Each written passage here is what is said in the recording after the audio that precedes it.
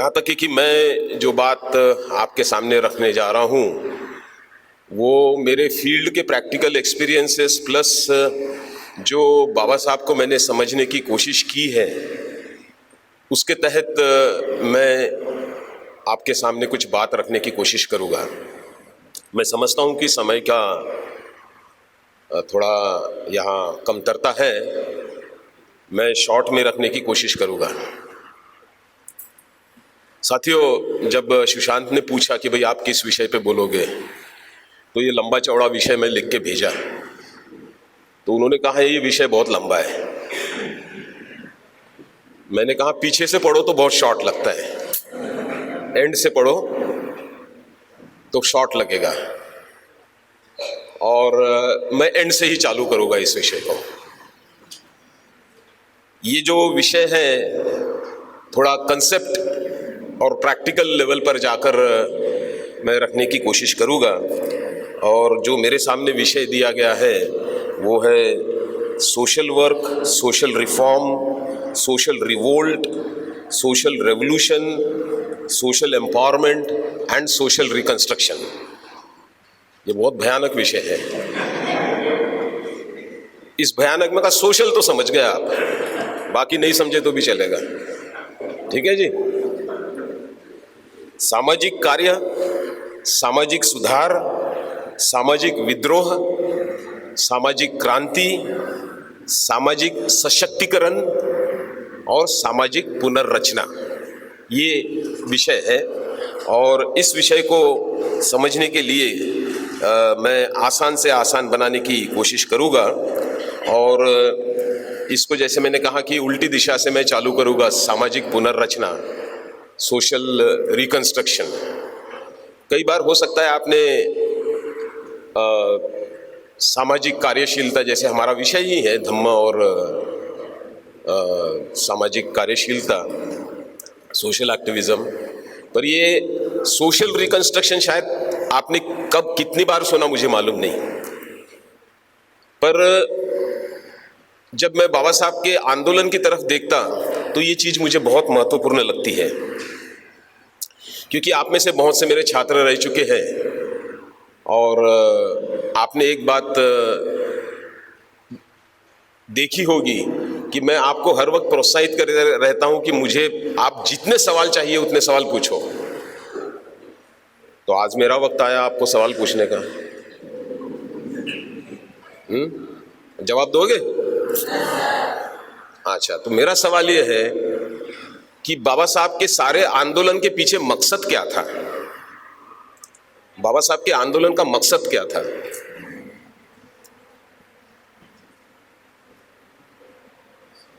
बिना मकसद से तो नहीं किया उन्होंने, है ना? कोई ना कोई तो मकसद होगा। अगर छात्र के अलावा कोई होगा वो भी बता सकते। वो सोशल रिकंस्ट्रक्शन में ही आता है, नए समाज का। हाँ, प्रबुद्ध भारत उन्होंने बोला। मैं कई लोगों को पूछा, अभी तक 150 लोगों को पूछा प्रबुद्ध भारत क्या होता है, कोई नहीं बता पाया मुझे। बात वही आके रुकी, समता, स्वातंत्र, बंधुता, न्याय। प्रबुद्ध भारत उसके बहुत आगे है। या मैंने उनको प्रूफ करके दिया कि प्रबुद्ध भारत की शुरुआत ही वहीं से होती, जब समता, स्वातंत्र, न्याय, बंधुता यहां प्रस्थापित हो तो प्रबुद्ध भारत की शुरुआत होगी। तो उसको रीडिफाइन करना और समझना बहुत जरूरी है। प्रबुद्ध भारत ये केवल शब्द बाबा साहब ने इस्तेमाल किया, इसलिए हमने इस्तेमाल करना चाहिए। तो मेरा सवाल वही रह गया कि बाबा साहब के इस पूरे आंदोलन का मकसद क्या था। चलो ठीक है, पहलिया बुझाना अच्छा नहीं होगा। अजी,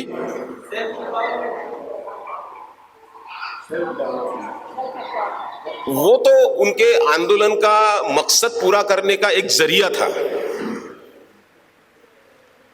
बाबा साहब के आंदोलन का जो निचोड़ मकसद मैं समझता हूं वो था इमेंसिपेशन, मुक्ति, समाज की मुक्ति, मानव की मुक्ति। और यही मकसद बुद्ध के आंदोलन का भी था। समाज की मुक्ति करना चाहते थे, वो मानव की मुक्ति करना चाहते थे। ये पूरे आंदोलन का एक सेंटर पॉइंट था। बाबा साहब के आंदोलन का पूरा एक सेंटर पॉइंट था। और इसी के इर्द गिर्द उनका जो धम्म और सोशल एक्टिविज्म घूमते रहता है। मैंने कल ही बताया आपको, भले ही बुद्ध ने भले ही बाबा साहब ने बुद्ध का धम्म 1956 में ग्रहण किया, अपनाया, पर उनके ऊपर 1913 और उसके पहले भी जब वो 14 साल के थे तब से उन पर बुद्ध के विचार का काफी प्रभाव रहा है, ये बाबा साहब खुद एडमिट करते हैं। और जब कोलंबिया यूनिवर्सिटी में पढ़ रहे थे तब वो किस तरीके से वो बुद्ध के थ्योरी को इवॉल्व कर रहे थे, ये सारी चीज मैं कल बता चुका हूं। इसका मतलब संपूर्ण बाबा साहब का जो कार्यकाल रहा, जो एक्टिविज्म रहा, वो धम्म से प्रभावित था। ये बात हमने भूलना नहीं चाहिए। और अंत में जो हमको 56 में जो एक यहाँ बहुत बड़ी क्रांतिकारी घटना हुई, वो उसका अंतिम कंक्लूडिंग रूप हमें नजर आता है। तो ये बाबा साहब के संपूर्ण आंदोलन का मकसद था कि इमेंसिपेशन। आप अगर कल सोशल एक्टिविज्म के तौर पर समाज में कुछ करना चाहते तो उसमें क्या ये मकसद है कि आप समाज के लोगों को इमेंसिपेट करना चाहते हो क्या? ये सवाल पूछना आप। अब मेरा दूसरा सवाल है। अजय, अभी तक तो मैंने क्लास में बहुत से सवालों का जवाब दिया ना। तो अभी बताओ, बाबा साहब ने इमेंसिपेट करने के लिए, मुक्ति कर दिलवाने के लिए कौन से रास्ते अपनाए? चलो मैं बता देता हूं, क्योंकि ये जो मैं 3 बातों का उसका निचोड़ निकाला बाबा साहब के आंदोलन का, और मैं कई यहाँ के विद्वानों से बातचीत किया। जब पहली बार मैंने किसी के एक विद्वान से बात किया तो उसने मुझे भगा दिया, बोले क्या सोच रहा है तू। और 2 साल बाद वो मेरे पास खुद आया, अरे सर आप वो बता रहे थे फिर से बताओ। मैं बोला भाई कौन सी मुसीबत आ गई अभी। तो मेरे हिसाब से बाबा साहब का जो भी आंदोलन चला उसमें 3 महत्वपूर्ण बातें थी बाबा साहब ने की है, जिसके कारण इमेंसिपेशन हुआ है। पहला है अवेकनिंग, जागृति। दूसरा है एम्पावरमेंट, सशक्तिकरण। और तीसरा है रिकंस्ट्रक्शन ऑफ सोसाइटी, समाज की पुनर्रचना, जो आज हमारे टॉपिक के अंतिम शब्द है। ये 3 ही चीजें बाबा साहब ने की। ये मेरा कंक्लूजन निकलता है बाबा साहब को पढ़ने के बाद। और जितना भी बाबा साहब के आंदोलन का हम अभ्यास करते तो ऐसा मुझे ये महसूस हुआ कि सारी की सारी चीजें इसी में आती हैं। इसलिए अगर इस समाज को ऊपर उठाना है तो जागृति, ये हमारे जो एक सामाजिक एक्टिविज्म है, सोशल एक्टिविज्म है, उसका एक हिस्सा होना चाहिए। एम्पावरमेंट, हमको सशक्त बनाना है। जैसे अनूप सर जो काम कर रहे हैं वो एम्पावरमेंट वाला काम कर रहे हैं, वो बच्चों को तैयार करके छोड़ दे रहे हैं। मैं पक्का जानता हूं, क्योंकि मैं भी टीचिंग प्रोफेशन में 35 साल गुजारा हूं। मैं पक्का जानता हूं कि जिस तरीके से वो बच्चों को तैयार करके फील्ड में छोड़ देते तो उनकी अपनी पीढ़ी और आने वाली पीढ़ी बहुत आगे का सोचेगी। This is empowerment. और इसी एम्पावरमेंट से उस परिवार में बदलाव आएगा। ऐसे अगर 1000 परिवारों में बदलाव आता है तो ये सोशल रिकंस्ट्रक्शन होता है। दिस इज सोशल रिकंस्ट्रक्शन, समाज की पुनर्रचना होती है।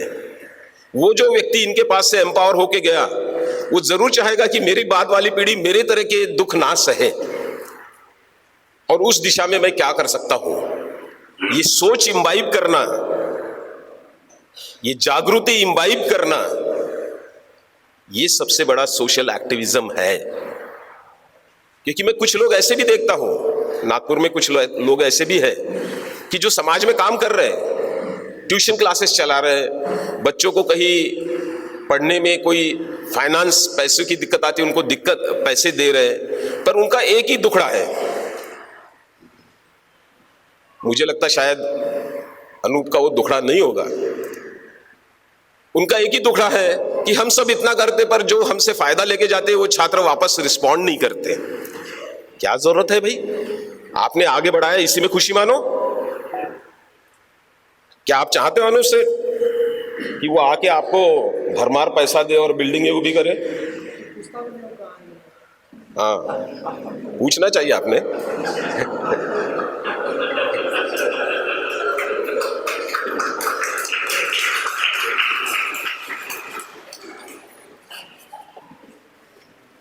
तो भले ही आप ना पूछे, but they are the medium, वो माध्यम है प्रचार प्रसार करने का, वो एक बहुत बड़ा माध्यम है।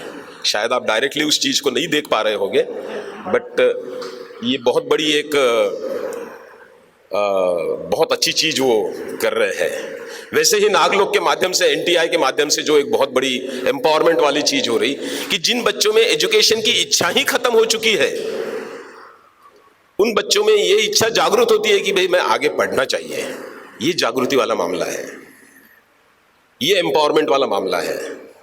तो इस तरीके से जब हम सोशल एम्पावरमेंट की तरफ देखते हैं तो बाबा साहब ने जो मैंने 3 माध्यम से एम्पावर रिकंस्ट्रक्शन ऑफ सोसाइटी किया है, वो हम संक्षिप्त में देखने की कोशिश करेंगे, क्योंकि वो अपने आप में बहुत बड़ा विषय है।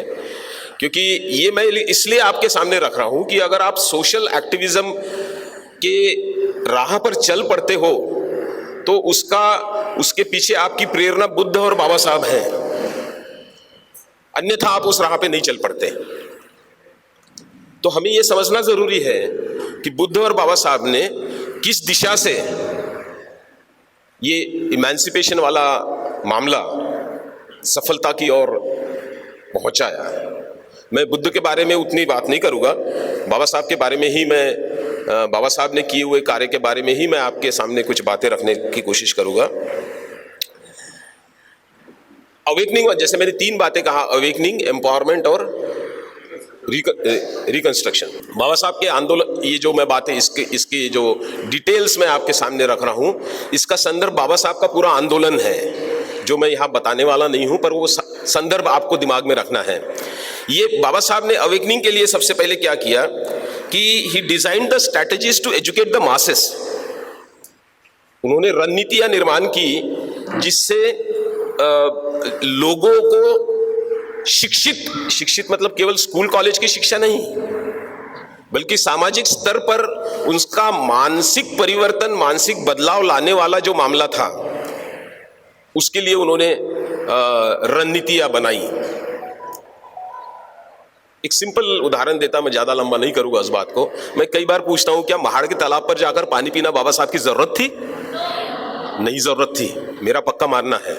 पर बाबा साहब के सामने चैलेंज, चुनौती ये थी कि एक इतना पढ़ा लिखा आदमी इन अनपढ़ लोगों को कैसे बताएगा कि तुम्हारे साथ भेदभाव हो रहा है, तो चलो लेबोरेटरी में चलते। कई बार क्लासरूम में अगर नहीं समझ में आई बात तो लेबोरेटरी में जाना पड़ता है। और जब उस लेबोरेटरी में उन्होंने, वो अनपढ़ लोगों ने देखा कि दूसरे सिरे पे जानवर पी रहे हैं पानी, हमें नहीं पीने दी जा रहा, तो कुछ तो दिमाग में बत्ती जली। तो ये है एक strategy to educate the masses, और इस एजुकेशन के माध्यम से ही वो अवेकनिंग लोगों में आई है। और इसका नतीजा क्या हुआ? इसका नतीजा ये हुआ कि लोगों के भीतर एक सेल्फ रिस्पेक्ट, जो कहते हैं, क्या कहेंगे हिंदी में सेल्फ रिस्पेक्ट को, आत्मसम्मान जागृत हुआ। आप देखिए उस जमाने के लोग जिन्होंने मानसिक गुलामी को मान्यता देकर जी रहे थे, उनमें ऐसे मानसिक गुलाम दिमाग में सेल्फ रिस्पेक्ट, आत्मसम्मान जागृत करना, ये कोई मिरेकल से कम नहीं है, ये कोई क्रांति से कम काम नहीं है। समाज का रिकंस्ट्रक्शन इसी तरीके से होता है।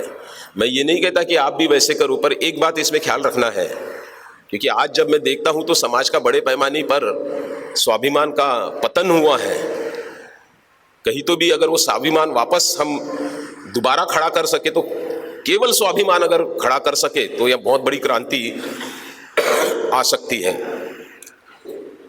और इस स्वाभिमान के कारण क्या हुआ लोगों में कि एक विद्रोह की भावना निर्माण हुई कि भाई हम मुक्त हो गए, हम अब अमानवीय, अमानुष तरीके की जिंदगी, असमानता से भरी जिंदगी नहीं जीना चाहेंगे, हम मुक्त हो गए। क्योंकि कोई भी मुक्ति का आंदोलन जो होता है वो जिनके लिए होता है उनके माध्यम से ही किया जा सकता है। ऐसा नहीं कि बाबा साहब मुक्ति नाम का कोई थाली परोस के देंगे और इन सब दुखी लोगों को बांट के खिला देंगे, ऐसे नहीं होता है। ये देखो कितना क्रांतिकारी काम है जागृति का, अवेकनिंग का। तो उन लोगों में ये भावना निर्माण की, रिवोल्ट मतलब ऐसा नहीं कि रिवोल्ट मतलब विद्रोह होता है।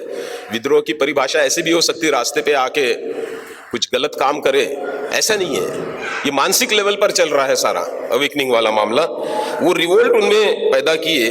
और मेरा ऐसा मानना है कि ये जो महाड़ के सत्याग्रह से जो लोगों के दिमाग में रिवोल्ट परिवर्तित किया,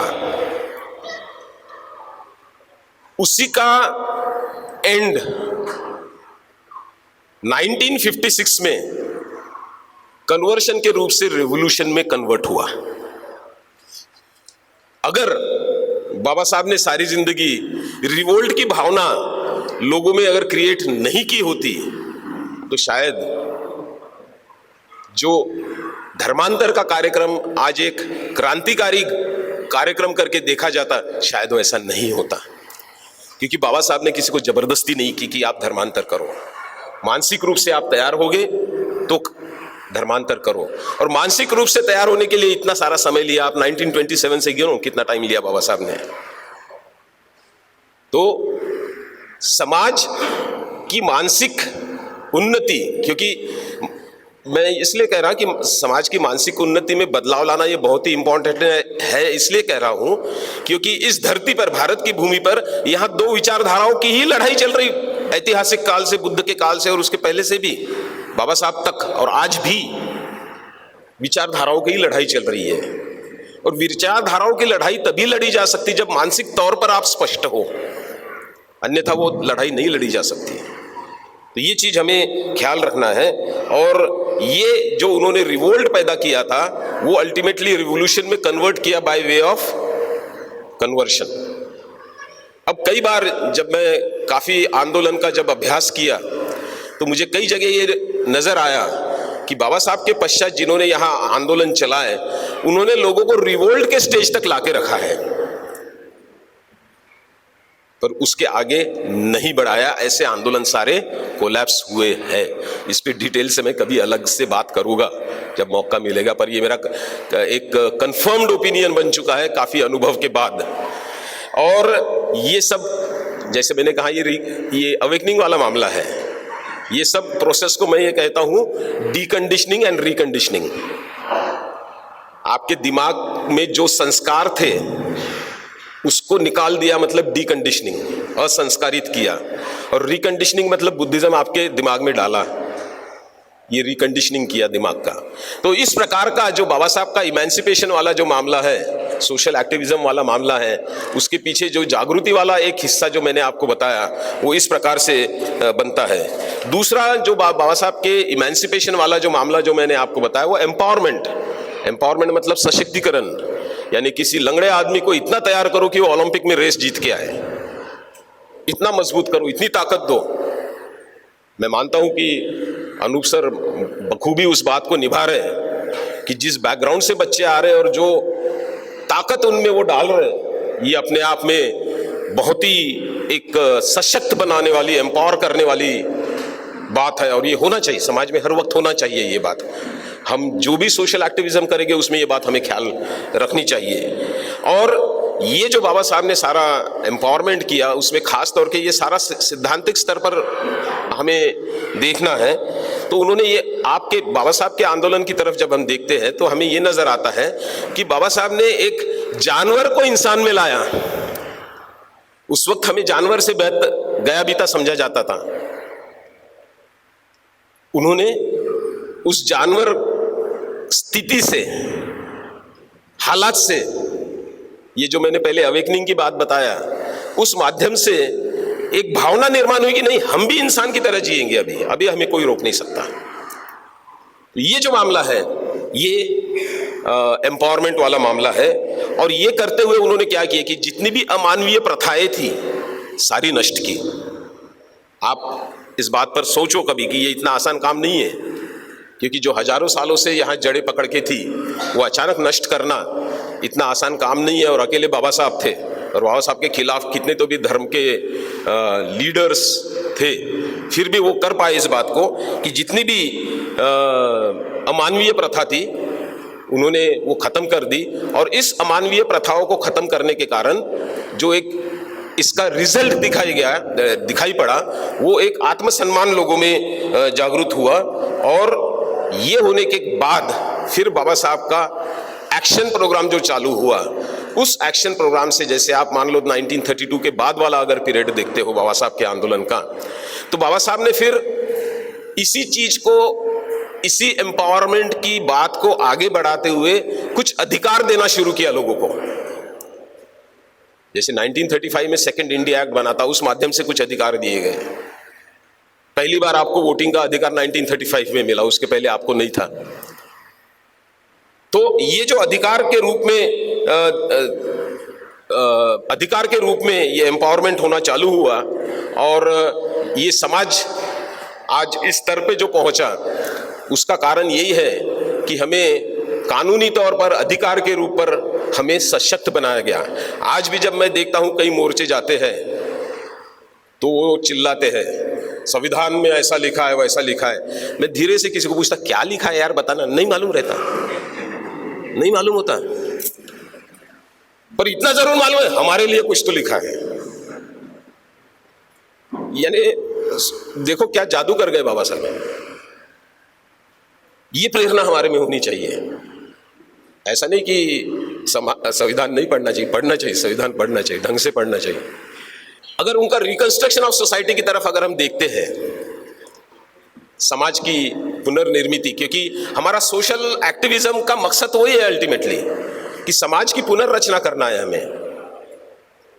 और अगर पुनर्रचना नहीं कर पाए तो हम क्या सोशल एक्टिविज्म कर रहे हैं ये हमें ही नहीं मालूम। मैं इस बात को इस तरीके से देखता हूं।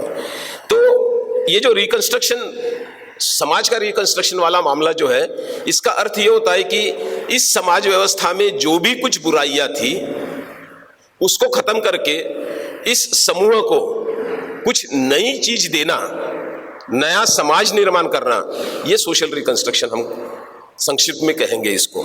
तो हम ये देखते हैं कि बाबा साहब ने सबसे पहले जो हिंदू विचारधारा है उसको नकार दिया, और उन्होंने देखा कि उसकी जड़ें सारी ब्राह्मणवादी जो जड़ें हैं, वो एक बेसिक रीजन है यहाँ की सारी दुखों का।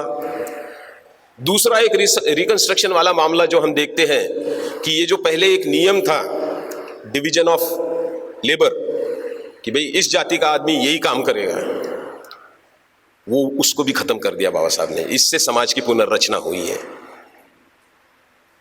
अब आप कोई भी पेशा कर सकते हो आपके क्षमता के हिसाब से। उन्होंने जो हिंदुओं के पवित्र माने जाने वाले ग्रंथ थे उसी को चैलेंज किया और ये कहा कि ये गलत हो सकते हैं, होते ही है। ये भी बाबा साहब ने ये बात को प्रूव किया, जिससे समाज का सोच ही बदल गया। और अंत में ये सब करते वक्त ऐसा है कि आप ये सब करोगे पर नया रास्ता अगर नहीं दोगे किसी को, आप ये कहोगे कि ये धर्म ग्रंथ गलत है, ये हिंदू व्यवस्था गलत है, ये सब कहोगे ठीक है, पर गलत है तो फिर सही रास्ता भी देना पड़ता आदमी को। अन्यथा ये गलत है बताना कोई मकसद, कोई उसमें मतलब नहीं रहेगा। तो ये सब करने के बाद उन्होंने जो एक बहुत ही मानवीय और सामाजिक मुक्ति वाला रास्ता है वो अपनाया बाबा साहब ने, बुद्धिज्म को अपनाकर। तो ये उनका रिकंस्ट्रक्शन वाला मामला है। और ये जो मैंने कहा कि इमेंसिपेशन बाबा साहब के पूरे आंदोलन का मकसद था, उसके ये 3 रास्ते थे। और ऐसे आदमी को मैं योद्धा कहता हूँ, वॉरियर। We need warriors. आप में वॉरियर दिख रहे हैं मुझे। आप ये मत समझो कि मैं आपको बोल रहा हूं मैं बाहर हूं। हम सब मिलके वॉरियर बनना चाहिए। और इसको धम्म को बाजू नहीं रख रहा हूं मैं, ये भी ख्याल रखो। धम्मा सोशल एक्टिविज्म पे जो बात कर रहे हैं हम, जैसे मैंने पहले बताया कि बाबा साहब के काफी अर्ली लाइफ से धम्म का उन पर प्रभाव था। तो आज समाज में जो जरूरत है वो एक वैचारिक स्पष्टता से कुछ योद्धा यहाँ निर्माण होना जरूरी है। आज फिर अगला सवाल ये निर्माण होता है कि बाबा साहब ये कैसे कर पाए, क्यों कर पाए, हम क्यों नहीं कर पा रहे? आप में से किसी को मालूम हुआ तो मुझे बता देना क्यों कर पाए बाबा साहब। पर मुझे एक लगता कि बाबा साहब ये सब कर पाने के पीछे उनकी जो एक मानसिकता झलकती है वो मानसिकता हमें समझना बहुत ज़रूरी है। एक जगह वो कहते हैं बाबा साहब कि you should have firm belief in the sacredness of your goal, blessed are those who are awaken to their duties. मतलब आपके उद्देश्य के पवित्रता पर आपका अटल विश्वास चाहिए। अटल विश्वास रख के घर में सो गए तो आपका उद्देश्य है बहुत पवित्र है, पर मैं घर में सो रहा हूं, उससे कुछ नहीं होना जाना है। आपके उद्देश्य के पवित्रता पर आपका अटल विश्वास चाहिए। धन्य है वो लोग, blessed are those who are awaken to their duties. धन्य है वो जो अपने कर्तृत्व के प्रति जागरूक है। मुझे लगता छोटे पैमाने पर आज हमारे सामने यहाँ एग्जाम्पल बैठे हैं। धन्य है वे जो अपने कर्तव्य के प्रति जागरूक है और तभी वे बदलाव देख पा रहे हैं। उन्हें खुशी इसी बात की है कि मैं बदलाव देख पा रहा हूं, ये नहीं कि कितने स्टूडेंट आके मुझे प्रणाम कर रहे हैं। नहीं, ये बदलाव, जब तक आप उस उद्देश्य के प्रति उस कर्तव्य को नहीं समझते, और आगे उसमें बाबा साहब आगे और कहते कि ये सब करते वक्त आपको काफ़ी कठिनाइयाँ आएगी, आंधी आएगी, आपका ह्यूमिलिएशन होगा। ऐसे हालात में भी जो काम करते रहता है और जो मानवीय इंसान को इससे मुक्ति दिलाता, वही सही आदमी है। मेरे ख्याल से जब इस पैराग्राफ को मैं पढ़ता हूँ बाबा साहब के, तो मुझे भी कई बार प्रेरणा मिलती और मैं ये समझता हूँ कि बाबा साहब की मानसिकता इस बात में छुपी हुई है कि अगर सोशल एक्टिविज्म करना है तो किस प्रकार का योद्धा बनना चाहिए। ये आपके ध्येय के पवित्र ध्येय होना चाहिए, यहां बात खत्म नहीं होती। ध्येय पवित्र है ये मानना, ये ज्यादा इंपॉर्टेंट है। और उस पवित्र ध्येय के प्रति जागरूक रहना, कर्तव्य करके पूरा करना, ये बहुत इंपॉर्टेंट चीज है। इसी से बदलाव आ सकता है, परिवर्तन आ सकता है। और ये सोशल एक्टिविज्म वाला जो मामला है, इसमें सारा छिपा हुआ है। ये पास्ट का इतिहास हो गया। सवाल है आज हम क्यों सोशल एक्टिविज्म करें, हम क्यों उसमें सम्मिलित हो सोशल एक्टिविज्म में। सवाल उस वक्त की परिस्थितियां अलग थी जब बाबा साहब काम कर रहे थे। उस वक्त की सामाजिक परिस्थितियां अलग थी। सामाजिक भेदभाव, अन्याय, अत्याचार जो ढंग का था, जिस प्रकार का था, वो बहुत ही अलग प्रकार का था। पर आज उस प्रकार का सामाजिक अन्याय अत्याचार भले ही ना दिखता हो, पर सामाजिक समस्याएं हमारे सामने हैं।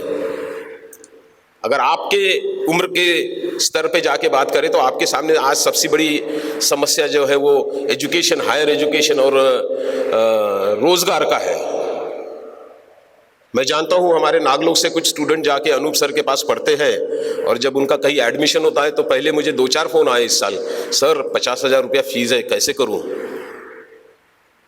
2 लोगों का तो मुझे फोन आया। ये समस्या है। अगर वो उनकी 50,000 की अरेंजमेंट नहीं होती तो क्या छोड़ देना चाहिए एजुकेशन? क्यों छोड़ना चाहिए एजुकेशन? जबकि संविधान में तो सरकार की जिम्मेदारी लगा दी बाबा साहब ने। तो ये जो समस्याएं हमारे सामने है, खराब होते जा रही, पतन होते जा रहा, पर फिर भी आशा का एक किरण है। बाबा साहब कहते यह जरूरी नहीं कि हर विकट समय में समाज का सर्वनाश ही होता है। यदि ऐसे संकट काल में कुछ अत्यंत श्रेष्ठ, बुद्धिमान, दूरदर्शी और समय की जरूरत पहचान कर सत्य की खोज करने वाले और साहस के साथ दूसरों को भी उसी मार्ग पर ले जाने वाले कुछ लोग उस समय तैयार हो, तो हालात सर्वनाश से बच सकती है। इस पर से हमें यह समझना है कि अभी हमारा रोल यहाँ शुरू होता है। जो हालात सर्वनाश की तरफ जा रही है, उसको हम कैसे बचा सकते हैं, ये हमें समझना है। और इसी से ही हमें सोशल रिकंस्ट्रक्शन की तरफ बढ़ना है।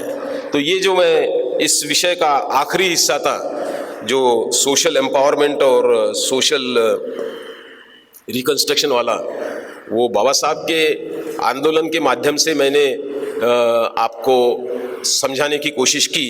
अब और पीछे से आगे बढ़ते हैं। सोशल रेवोल्यूशन और सोशल रिफॉर्म, इसमें कई बार गलतियां होती हैं। जैसे मैंने कहा कि शुरुआत के दिनों में, कल मैंने ये बात कही कि शुरुआत के दिनों में बाबा साहब ने ये कोशिश की कि हिंदू धर्म के भीतर ही रहकर कुछ बदलाव अगर ला सके तो कोई चल जाएगा हमको। ये सोशल रिफॉर्म है। और सोशल रेवोल्यूशन मतलब क्या है? सोशल रेवोल्यूशन मतलब एक व्यवस्था को पूरी तरह त्याग देना, छोड़ देना, ठुकरा देना और नई व्यवस्था में आना, ये सोशल रेवोल्यूशन होता है। पर सोशल रेवोल्यूशन में आने के पहले लोगों में एक जागृति निर्माण करना पड़ता है कि वर्तमान व्यवस्था में क्या गंदगी है, क्या कठिनाइयां हैं और उससे बाहर हमें आना है। ये उनमें जागृति लाना बहुत जरूरी है। और जब ऐसा होता है तो ही रेवोल्यूशन होगा। और ऐसा करने के बाद अगर आप मान लो आपने छोड़ दिए लोगों को, लोगों के मन में ये बात पैदा कर दी है कि समाज में गंदगी है, समाज में असमानता है, दुनिया भर की बुरी चीजें हैं, ये सारा एहसास करा के छोड़ दिया और दूसरी व्यवस्था में नहीं गए आप, तो क्या होगा? तो फिर यह होगा कि जिस आदमी ने यह सारा कार्य किया वो आदमी जाने के पश्चात ये सारा समाज उसी पुरानी गंदगी में जाके फंस जाएगा। तो यहां एक डिवाइडिंग लाइन है, सोशल रिफॉर्म और सोशल रेवोल्यूशन में। क्योंकि सोशल रिफॉर्म से हो सकता आपके मन में विद्रोह निर्माण हो जाएगा, एक रिवोल्ट निर्माण हो जाएगा। क्योंकि बाबा साहब के पश्चात मैंने कई आंदोलन को नजदीक से देखने की कोशिश की है। तो एक आंदोलन में बार बार ये बताया जाता कि ब्राह्मणवाद हमारा शत्रु है, ब्राह्मणवाद हमारा शत्रु है। ठीक है, हमने हमारे शत्रु को पहचान लिए, व्हाट नेक्स्ट? उसके बाद क्या? तो ये ब्राह्मणवाद हमारा शत्रु है, ये दिमाग में घुसा के आप दिमाग में एक विद्रोह निर्माण कर रहे हैं। पर उस विद्रोह को एक पॉजिटिव टर्न जो देना है, तो जब पॉजिटिव टर्न दोगे तो वो सोशल रेवोल्यूशन होगा। तो सोशल रिफॉर्म और सोशल रेवोल्यूशन में फर्क यह है कि सोशल रिफॉर्म कुछ हद तक दिमाग में विद्रोह निर्माण करता है, पर वो विद्रोह निर्माण करके वही अगर छोड़ दिए तो कुछ सालों बाद खत्म हो जाता है वो विद्रोह। उसको आपको कन्वर्ट करना पड़ता है सोशल रेवोल्यूशन की तरफ। इसके बारे में मैं जब आगे चल के कुछ मौका पड़ेगा तो मैं और विस्तृत में बोलूँगा। क्योंकि जब मैं दक्षिण में पेरियार की मूवमेंट का जब सोचता हूँ और महाराष्ट्र में फुले साहब का मूवमेंट का सोचता हूँ, तो उन्होंने भी सोशल रिफॉर्म किया है। क्या उनको सोशल रेवोल्यूशनरी कहा गया है? ये चर्चा का विषय है। तो ये बहुत छोटी सी चीज़ है कि सामाजिक आंदोलन जब होता है तो उसमें लोगों को क्रियाशील किया जाता है, विद्रोह होता है, पर उस विद्रोह को पॉजिटिव दिशा में अगर टर्न नहीं किए तो वो रेवोल्यूशन नहीं होता। बाबा साहब ने उसको पॉजिटिव दिशा में टर्न किया, इसलिए क्रांति यहाँ निर्माण हुई। आखिरी के जो दो शब्द हैं, आखिरी का जो मेरा सीक्वेंस का शब्द है, टॉपिक में पहला शब्द है सोशल वर्क। ये बड़ा फैड बन गया आजकल। मैं सोशल वर्क कर रहा हूँ। क्या कर रहे हैं भाई? सोशल वर्क कर रहा हूँ। क्या हासिल करना चाहते हैं? नहीं मालूम। मैं कई बार देखता हूँ नागपुर में, खासकर महाराष्ट्र में, आदमी का सोशल वर्क कब चालू होता है? 14 अक्टूबर जब आता है, ये अपना दीक्षा का दिन, वो 6 दिसंबर जैसे मौसमी हवा आते ना, बस उनका वहीं तक मर्यादित है। और उनको लगता है इतने दिन अगर हमने काम किए, बाकी पूरी साल भर सो के रहे, चल जाएगा। थक जाते हैं ना 3 दिन में, इतना काम करके थक जाते हैं। तो फिर थकवा दूर करने के तरीके भी है। तो सोशल वर्क मतलब इतने आसान अर्थ से मत लो इस बात को। सोशल वर्क किसी मकसद से करना है, स्पष्टता से करना है, क्या हासिल करना है ये तय हो, और फिर उसके प्रति आप प्रतिबद्ध हो। You should be bound to it, you should have firm belief in the sacredness of your goal. Blessed are those who are awakened to their duties. तो साथियों, लगभग मैं यही खत्म कर देता, अन्यथा मैं बोलना बहुत कुछ चाहता था, पर मैं यहाँ खत्म कर देता हूँ। धन्यवाद, आपने सुने। मैं संक्षिप्त में बात रखने की कोशिश की।